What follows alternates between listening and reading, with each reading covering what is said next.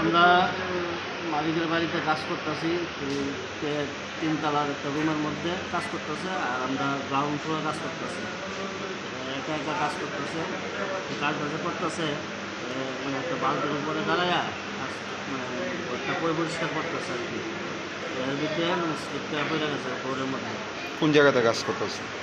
রুমের মধ্যে জায়গাটা কোন জায়গা? মানে মডেস্টা। আচ্ছা, কার বাড়িতে?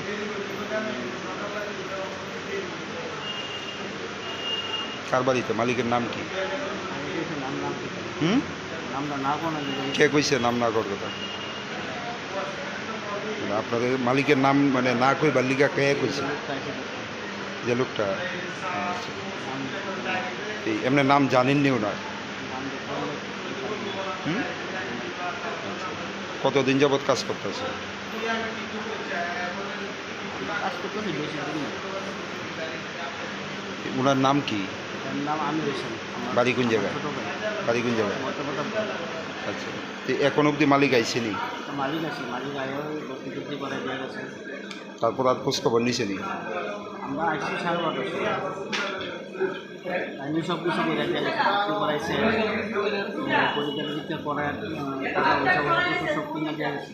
তো আপনারা যে বিল্ডিংয়ের কাজ করতেছেন মানে আপনাদের কোনো ধরনের সেফটি বেল্ট দেওয়া হয়েছেনি?